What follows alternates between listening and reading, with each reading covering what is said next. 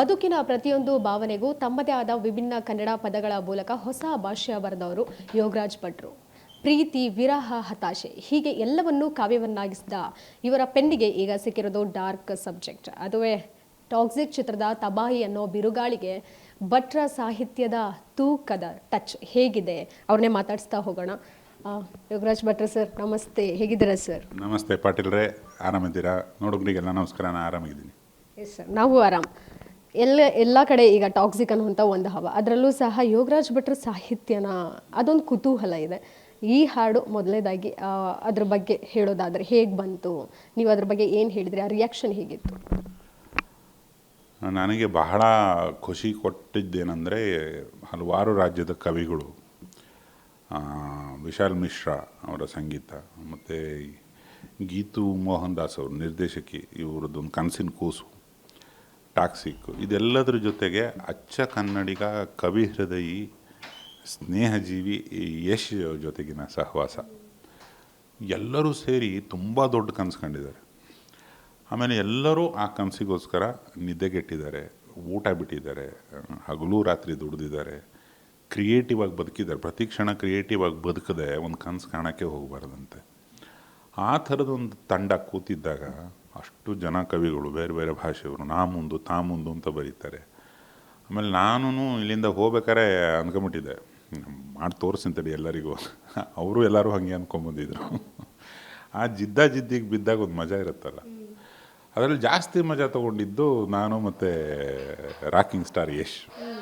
ಕಾರಣ ಏನಂದರೆ ನಾವಿಬ್ಬರು ಕನ್ನಡಿಗರು, ನಮ್ಮದೇ ಒಂದು ಜರ್ನಿ. ನಾನೀಗೇನೇ ಒಂದು ಸಾಲು ಬರೆದ್ರೆ ಅದು ಹೆಂಗೆ ಜನರಿಗೆ ಕೇಳುತ್ತೆ, ಜನರಿಗೆ ಮಜಾ ಸಿಗುತ್ತಾ, ಅದರಲ್ಲಿ ಅದು ಹಿಟ್ಟಾಗುತ್ತಾ ಇಲ್ವಾ ಅನ್ನೋದು ಒಬ್ಬ ಮಾಸ್ ನಾಯಕ ನಟಾಗಿ ಯಶ್ ತುಂಬ ಒಳ್ಳೆ ಪರಿಕಲ್ಪನೆ ಇದೆ ಅದಕ್ಕೆ.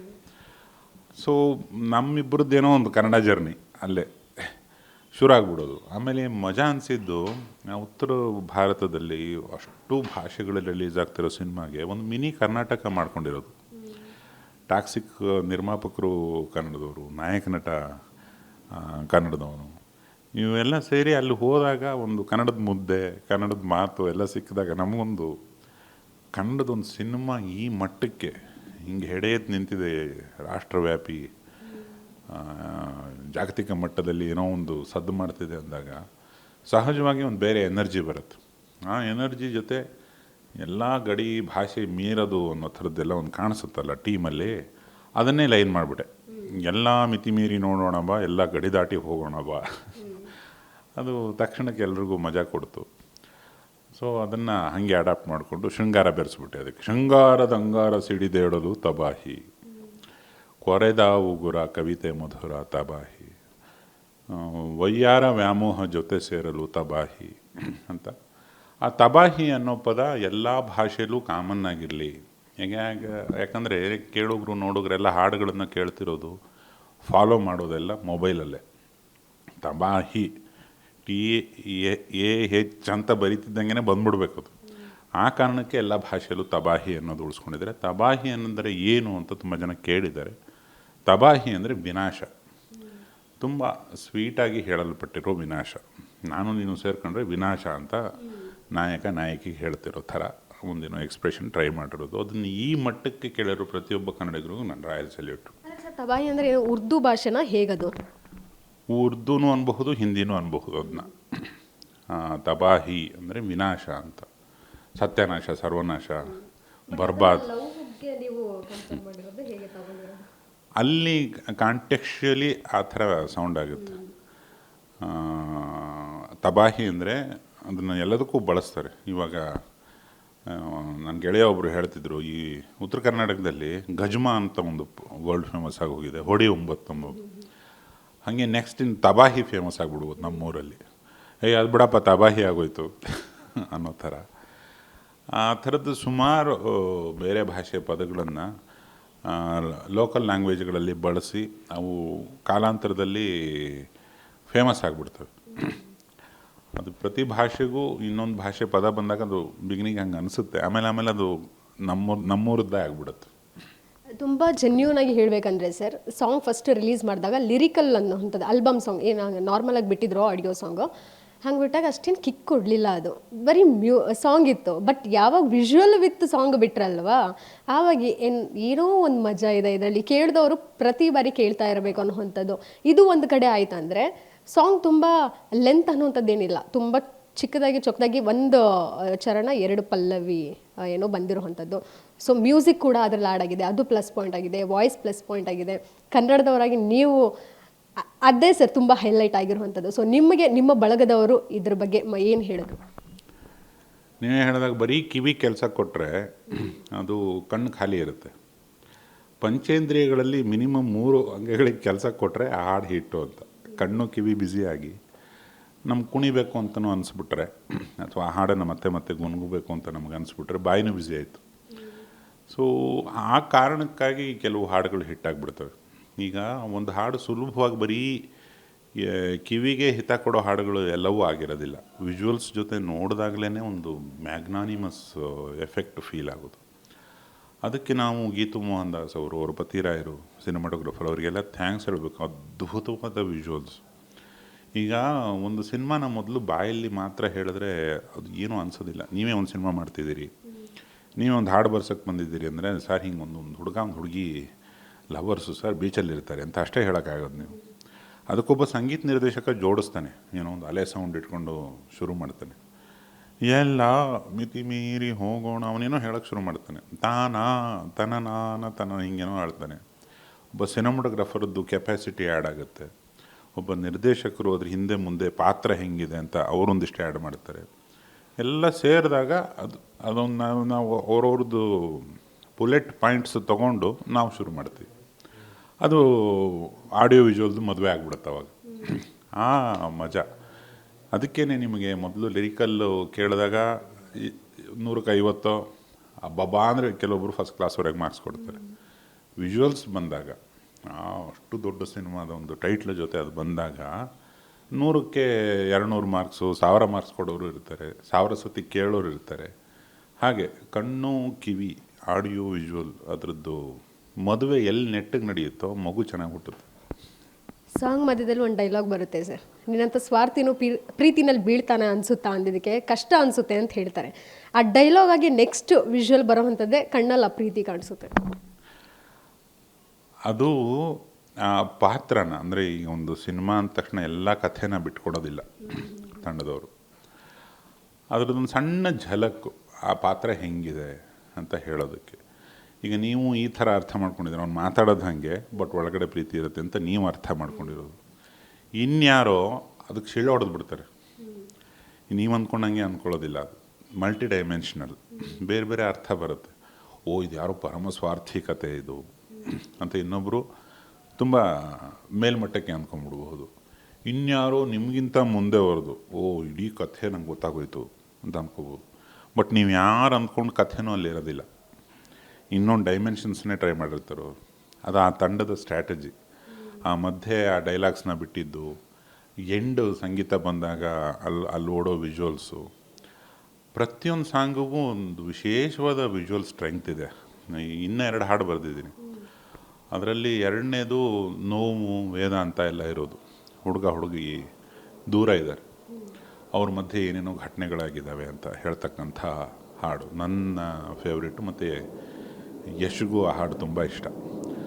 ಆ ಹಾಡು ಬಂದಾಗಲೂ ಇದೇ ಥರ, ಓಹೋ ಹಿಂಗೆಲ್ಲ ಆಗುತ್ತೆ. ಜನಕ್ಕೆ ಒಂದು ದೊಡ್ಡ ಸಿನಿಮಾ ಬರ್ತಿದೆ ಅಂದಾಗ ಅದ್ರ ಕಥೆನ ಊಹೆ ಮಾಡೋದು, ಅದ್ರ ಪಾತ್ರಗಳನ್ನು ತಿಳ್ಕೊಳ್ಳೋ ಪ್ರಯತ್ನ ಪಡೋದು, ಅದ್ರದ್ದೊಂದು ಸಣ್ಣ ಝಲಕ್ ಕಂಡ್ರೂ ಖುಷಿ ಆಗೋದು, ಇವೆಲ್ಲ ಇರುತ್ತೆ. ಯಾಕಂದರೆ ಎಲ್ಲರ ಒಳಗಡೆ ಒಬ್ಬ ಕಥೆಗಾರ ಇರ್ತಾನೆ. ಆ ಕಥೆಗಾರನಿಗೆ ಒಂದು ಸಣ್ಣ ಕಥೆ ನೀವು ಯೋಚನೆ ಮಾಡಿ, ಈ ಪಾತ್ರ ಹೀಗಿದೆ ಅಂತ ಬಿಡ್ತಾ ಹೋಗ್ತಾರೆ ಅವರು. ಅದಕ್ಕೇ ಟೀಸರ್ ಬಿಡೋದು ಸಿನಿಮಾದವರು. ಅದು ಪ್ರತಿಯೊಬ್ಬನಲ್ಲೂ ಒಬ್ಬ ಹಾಡುಗಾರ ಇದ್ದಾನೆ. ಅವ್ನು ಗುಣಗ್ತಾನೆ ಈ ಹಾಡನ್ನು. ತಬಾಹಿ ಅಂದರೆ ಏನು ಅಂತ ಅರ್ಥ ಅವನೇ ತಿಳ್ಕೊತಾನೆ. ಹಾಗೇನೆ ಈ ನಮ್ಮ ತುಂಬ ಹಿಂದೆ ಆಹಾ ಎಂಥ ಮಧುರ ಯಾತನೆ ಅಂತ ಬರೆದಿದ್ರು. ಯಾತನೆ ಅಂದರೆ ಏನು ಅಂತ ಕೇಳ್ಬಿಟ್ಟಿದ್ರು. ಅಚ್ಚ ಕನ್ನಡ ಪದ. ಆ ಯಾತನೆಯನ್ನು ತಿಳ್ಕೊತಾನಾತ. ಯಾತನೆ ಅಂದರೆ ಒಂದು ವೇದನೆ, ನೋವು.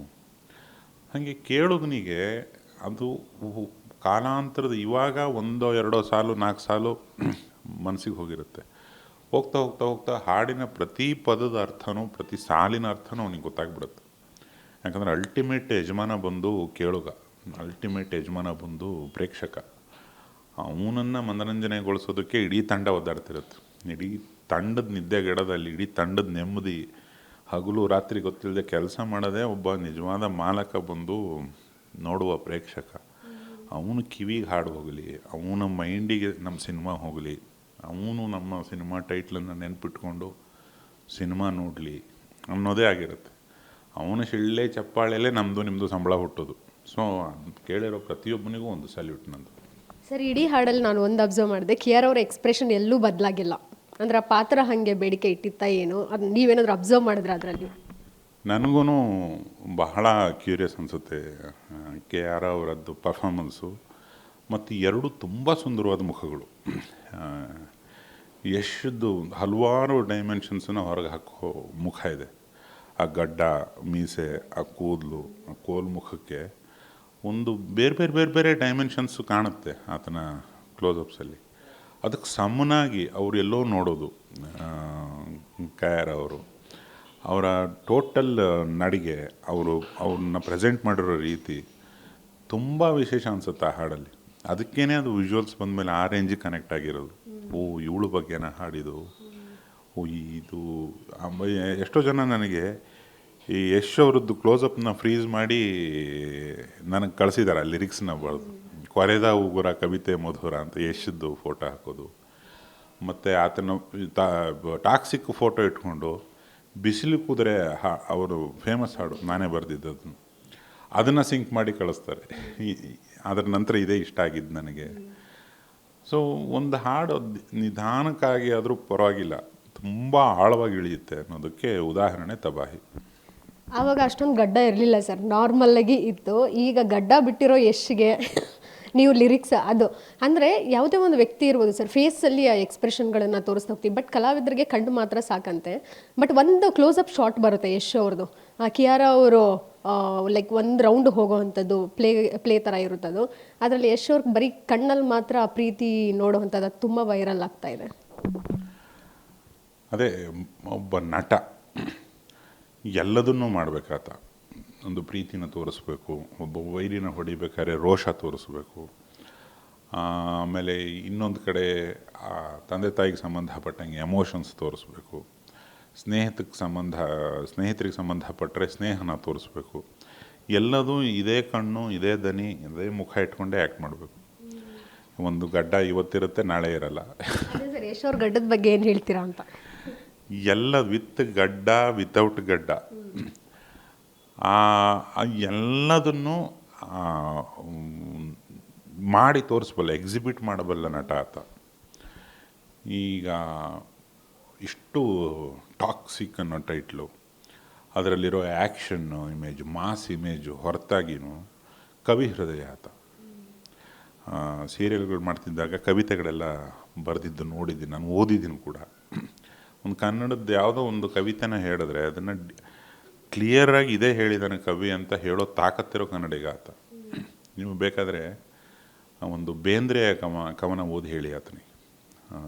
ಆತ ಮಂಡ್ಯ ಕಡೆಯವನು, ಮೈಸೂರು ಕಡೆಯವನು. ನೀವು ಉತ್ತರ ಕರ್ನಾಟಕದ ಜೀವನಾಡಿ ಬೇಂದ್ರೆಯವರು. ಬೇಂದ್ರೆ ಅಜ್ಜನ ಒಂದು ಕವಿತೆನ ಓದಿದ್ರೆ ಅದನ್ನು ಕರೆಕ್ಟಾಗಿ ಡಿಕೋಡ್ ಮಾಡಬಲ್ಲ.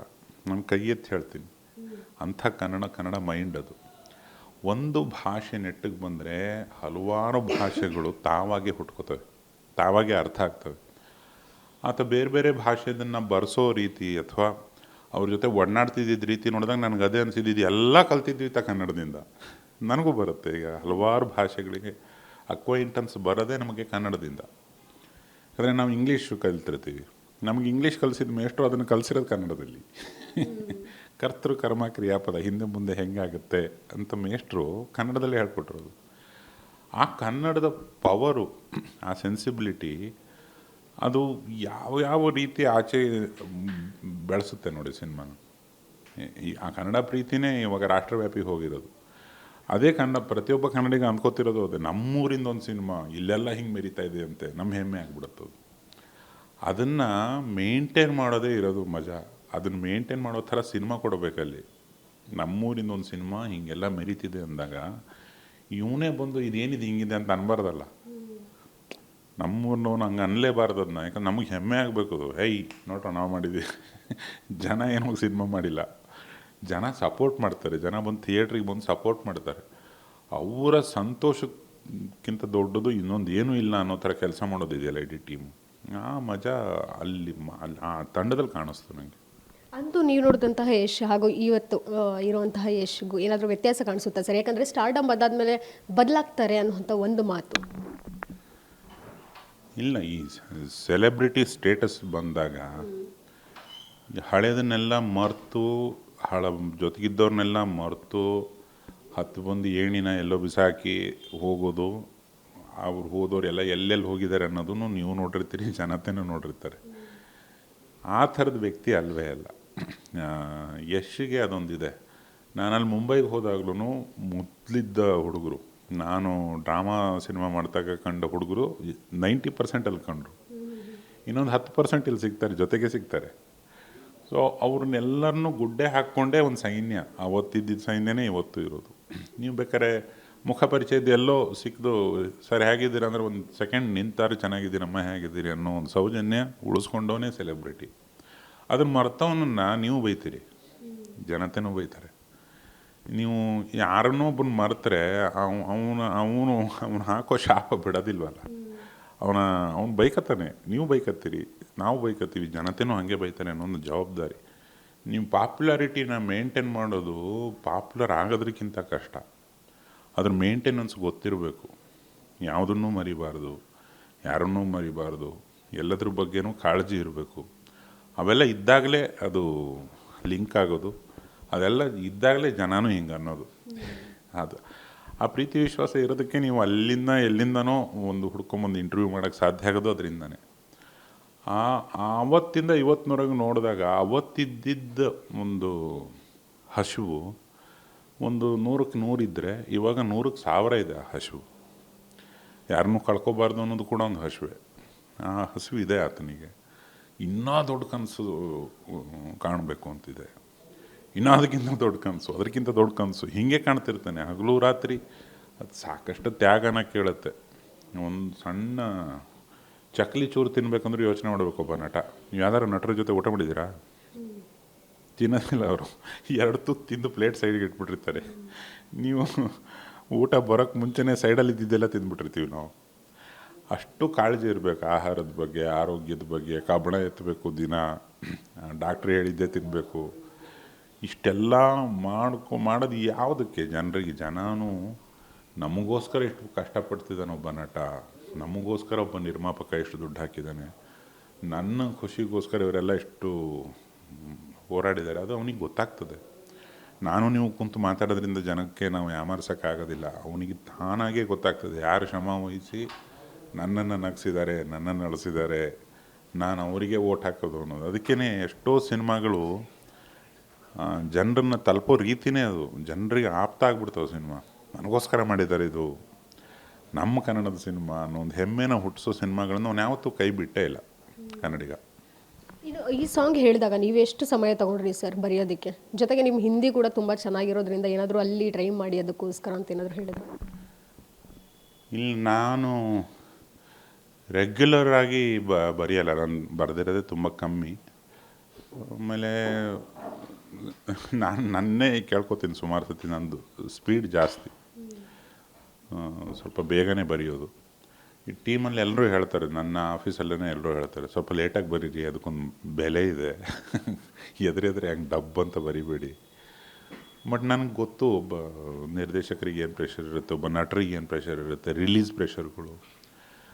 ಸ್ವಲ್ಪ ಬೇಗ ಕೆಲಸ ಮಾಡಿಕೊಟ್ರೆ ಇನ್ನು ಬೆಟ್ರಾಗಿ ನನಗೆ ಆಮೇಲೆ ಹೊಳೆಯುತ್ತೆ. ಬೇಗನೆ ಮಾಡಬೇಕು, ಬೇಗನೆ ಆಯಿತು. ರಿಪೇರಿಗಳು ನಡೀತಾನೆ ಇರುತ್ತೆ. ದಿನ ಬೆಳಗಾದರೆ ಈ ಸಾಲು ಈ ಥರ ಬದಲಾಯಿಸ್ತೀನಿ, ಈ ಸಾಲು ನೋಡಿ ಸರ್ ಇದೊಂದು ಸ್ವಲ್ಪ ತಲೆ ಮೇಲೆ ಹೋಗ್ತಾ ಇದೆ ಅಂತ ಆತ ಹೇಳೋದು, ಇದು ನಡೀತಾನೆ ಇರುತ್ತೆ. ಇವತ್ತಿಗೂ ರಿಪೇರಿಗಳು ಮಾಡಿಬಿಟ್ಟೆ ಮಲಗೋದು. ಸೊ ರಿಪೇರಿ ಇಲ್ಲದೆ ಯಾವ ಕೆಲಸ ಆಗುತ್ತೆ? ರಿಪೇರಿ ಮಾಡಲೇಬೇಕು. ಇನ್ನು ಅವ್ರ ಬಾಡಿ ಟ್ರಾನ್ಸ್ಫಾರ್ಮೇಷನ್ ಬಗ್ಗೆ ನೀವು ಹೇಳಿದ್ರಿ, ಇಂತಿಂಥ ಊಟ ಕಟ್ ಆಫ್ ಮಾಡಲೇಬೇಕಾಗುತ್ತೆ, ಯಾಕಂದರೆ ಅವ್ರ ಡೆಡಿಕೇಶನ್ ಅನ್ನುವಂಥದ್ದು ಎಷ್ಟು ಸ್ಯಾಕ್ರಿಫೈಸ್ ಮಾಡಿದ್ದಾರೆ ಅಂತ. ಅವರು ಸಿಕ್ಕಾಬಟ್ಟೆ. ನಾನು ಭೇಟಿಯಾದಾಗ ಒಂದು 12-14 kg ತೆಗೆದಿದ್ದೀನಿ. ಅಂತೇನೋ ಹೇಳಿದ ನೆನಪು. ಅದು 10-12 kg ತೆಗೆಯೋದು ನೀವು ಬಿಡ್ರಿ, ನಿಮಗೆ ಮೇಂಟೆನೆನ್ಸ್ ಫ್ರೀ.